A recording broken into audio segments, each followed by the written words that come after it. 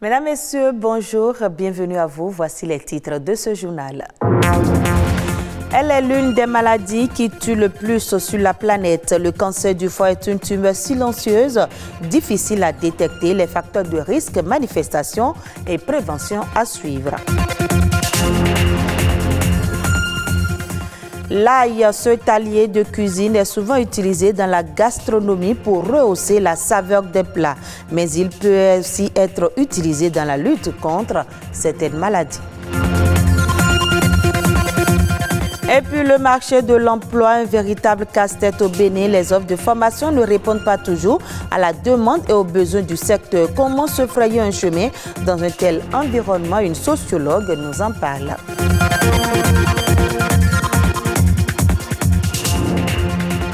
Merci de votre fidélité. Le cancer du foie est l'une des maladies qui tue le plus sur la planète. Durant l'année 2020, selon l'OMS, 830 000 personnes en sont décédées dans le monde, ce qui en fait une pathologie silencieuse puisqu'elle est généralement diagnostiquée tardivement en raison de l'absence de symptômes. Le cancer du foie, facteur de risque. Manifestation et prévention, c'est dans cet élément réalisé par Abibat Pio et Ulvaeus Balogun. C'est l'un des organes vitaux de l'organisme humain qui possède de nombreuses fonctions. Le foie, il fabrique la bile, filtre le sang, stocke le glucose et produit des substances indispensables au maintien de l'équilibre. Mais quand ces cellules sont attaquées, on parle du cancer du foie. Il y a ce que nous appelons les cancers qui sont secondaires du foie, c'est-à-dire le cancer est né ailleurs et ça a évolué vers le foie. Là, c'est les cancers secondaires du foie. Il y a les cancers primitifs du foie, les cancers qui sont nés vraiment au niveau du foie directement. Et ils sont deux principalement. Vous avez ce qu'on appelle le cholangiocarcinome, qui est un cancer des voies biliaires. Et vous avez le carcinome hépatocellulaire, qui est le plus fréquent. Souvent asymptomatique, le cancer du foie est très difficile à reconnaître, ce qui entraîne un risque de diagnostic tardif. Et ça se manifeste au niveau du foie, pas une fois qui d'abord sur son fonctionnement devient défaillant. La personne peut maigrir, puis avoir un amaigrissement lié à la maladie ou parce que le foie ne produit plus assez bien les protéines. Et au niveau de la fonction de la bile, cela ne marche plus bien, le sujet devient ictérique. Il y a assez de fonctions du foie qui deviennent défaillantes, première chose. Sur le plan de la douleur, la personne peut avoir une douleur au niveau de ce qu'on appelle l'hypocondre droit, légèrement à droite, en dessous du thorax.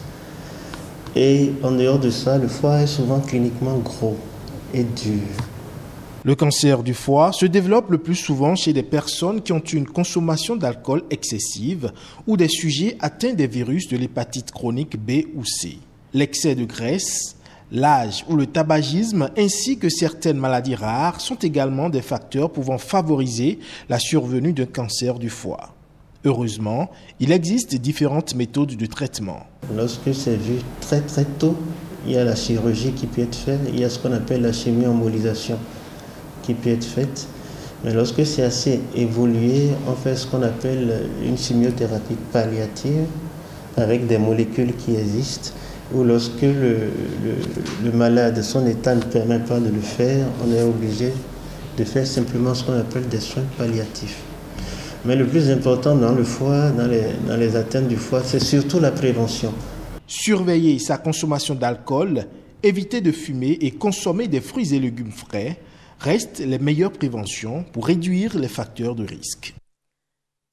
Et on reste toujours dans le domaine de la santé. Parmi les aliments présentant un effet cardioprotecteur spécifique, l'ail est très souvent cité. Cet ingrédient de cuisine consommé partout dans le monde en raison de sa capacité à rehausser la saveur des plats aurait des bienfaits sur la santé. Suivez ce reportage pour plus de précisions.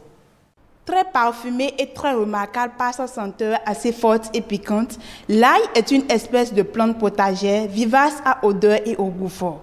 Il fait partie des ingrédients les plus utilisés dans la cuisine. En effet, si l'ail sert le plus souvent à donner du goût aux aliments, il possède d'immenses propriétés médicinales. Et lorsqu'il s'agit de parler de ses vertus, les avis des consommateurs sont partagés. Je prépare avec, mais je ne connais pas les avantages qu'ils ont dedans là.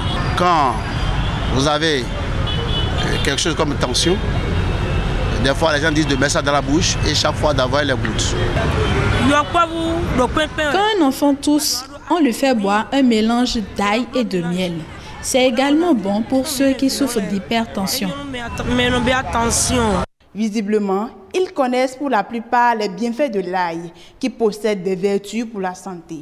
Cependant, ils ignorent qu'il ne joue pas un rôle curatif pour toutes les maladies. C'est une substance qui équilibre la tension. Ce n'est pas quand on a l'hypertension qu'on commence à consommer l'ail. L'ail, il faut que ça soit dans notre habitude alimentaire pour prévenir la tension.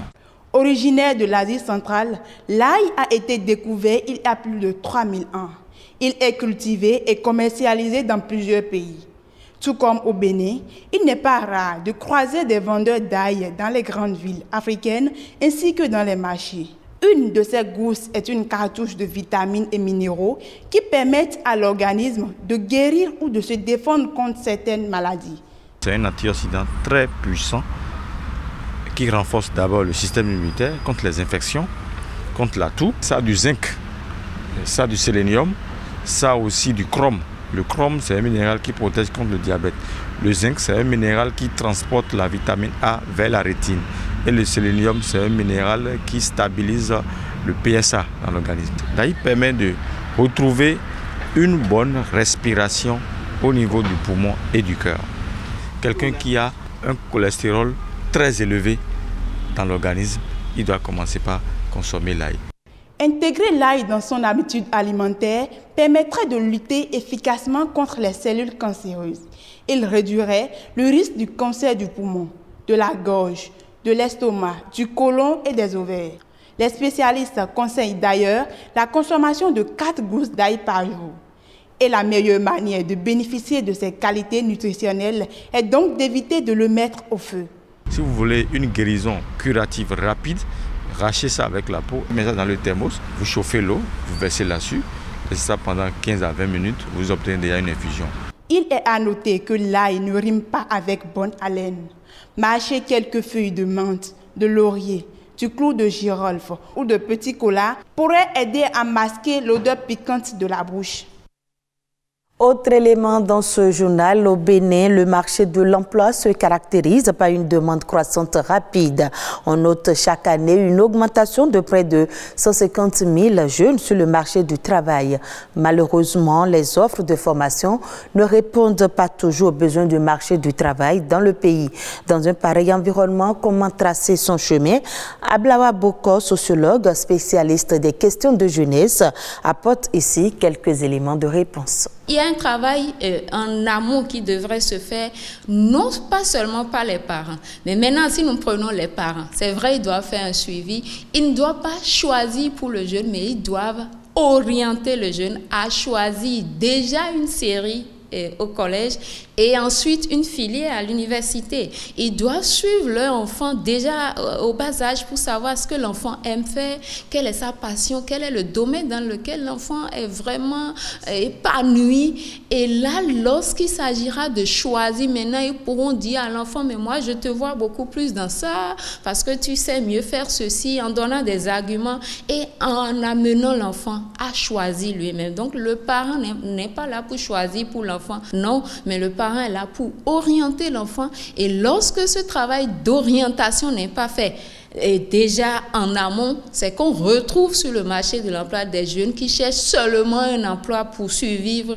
et non pas quelque chose qui les passionne. Et ça pose encore d'autres problèmes pour les entreprises. Du coup, on ne va pas reprocher aux entreprises de chercher beaucoup plus de personnes compétentes, non. Et donc, c'est à ce jeune-là de pouvoir s'adapter aux besoins pour continuer. Un jeune est capable de transformer juste un stage non rémunéré en emploi.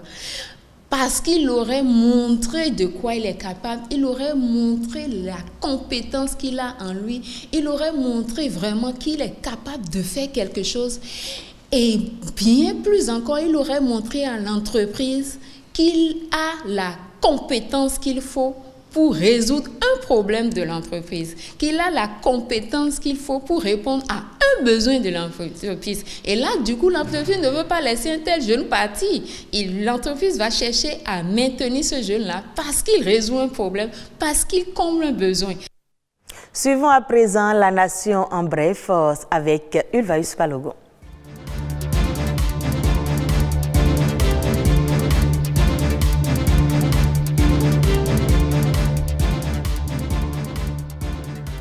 La loi de finances pour la gestion 2022 est connue depuis quelques jours. Adoptée par l'Assemblée nationale, le budget général de l'État est estimé à 2 541 milliards 203 millions de francs CFA, équilibré en ressources et en dépenses.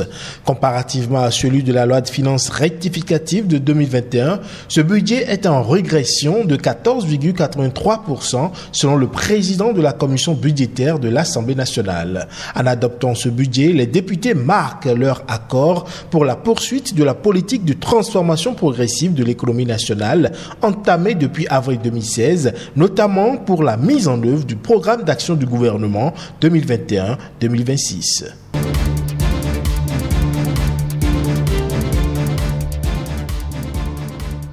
Le Bénin va bénéficier bientôt d'un nouvel outil d'appui budgétaire à la bonne gouvernance économique nationale et locale pour un développement durable et inclusif. Fruit de la coopération avec l'Union européenne, ce nouveau programme vise 5 défis essentiels que sont l'amélioration de la gestion de la finance publique, la promotion des réformes sectorielles et de la qualité des services, le renforcement des capacités de résilience, l'amélioration de la mobilisation des ressources et la promotion des droits de l'homme, des thématiques en cohérence avec les objectifs du programme d'action du gouvernement 2021-2026.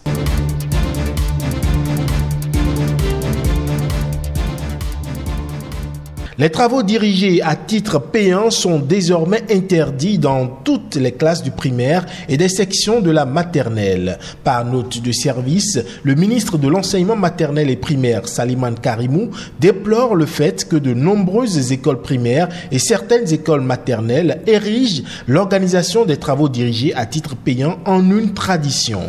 À l'en croire, cette pratique est à inscrire sur l'orbite de la marchandisation de l'éducation. C'est pourquoi le recours aux dits travaux dirigés est désormais formellement interdit dans toutes les écoles primaires et maternelles sur toute l'étendue du territoire national.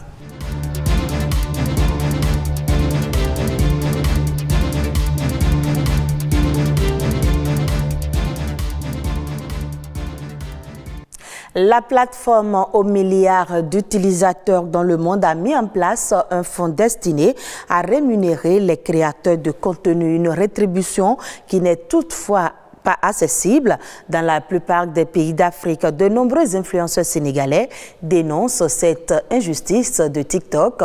Suivez ce reportage de nos confrères de France 24. Ils sont parmi les TikTokers les plus suivis au Sénégal. Doudou et Fainara se réunissent souvent pour des duos de vidéos parodiques. Ils ne comprennent pas pourquoi TikTok rémunère les créateurs de contenu en Europe et aux États-Unis, mais pas en Afrique. On crée, il y a des contenus qui sont originaux, il y a tout, hein. Payez-nous. C'est vrai. On a besoin de ça. Ça nous motive à continuer. Quelle est la raison pour laquelle ils ont projeté un budget, mais pas pour l'Afrique? Je sais pas, on n'a pas de téléphone en Afrique? Si, on a tout ce qu'il faut, donc c'est dommage et je reste persuadée qu'ils finiront par s'en rendre compte. Le sentiment d'injustice est partagé par cet autre TikToker, spécialiste de vidéos humoristiques. Mambala compte plus de 300 000 abonnés sur le réseau social. Il dénonce le 2 poids 2 mesures du géant chinois. TikTok doit revoir son attitude vis-à-vis des Africains. Comme toujours, l'histoire se répète. On nous marginalise, on nous laisse derrière, on ne nous implique pas dans les choses sérieuses, quoi. Et c'est désolant. TikTok a annoncé sur son site internet de possibles réaménagements de son fonds créateur sans pour autant donner des détails. Pour ce spécialiste des réseaux sociaux, les créateurs africains doivent se battre pour être mieux respectés. Aujourd'hui, les créateurs doivent eux-mêmes porter un peu le combat, en tout cas pour montrer qu'ils ont la capacité de faire bouger les choses, mais surtout que s'ils ne créent pas de contenu, TikTok ne pourrait pas exister tout simplement. Les créateurs sénégalais espèrent avoir prochainement les mêmes chances que Khaby-Lame, leur compatriote vivant en Italie. Avec 116 millions d'abonnés, il est le deuxième TikToker le plus suivi au monde. Il est devenu millionnaire en euros en l'espace de quelques mois sur TikTok. Et voilà qui vient mettre un terme à ce journal que vous pouvez suivre également sur le site de l'ORTB, www.ortb.bj. Merci à vous de nous avoir suivis.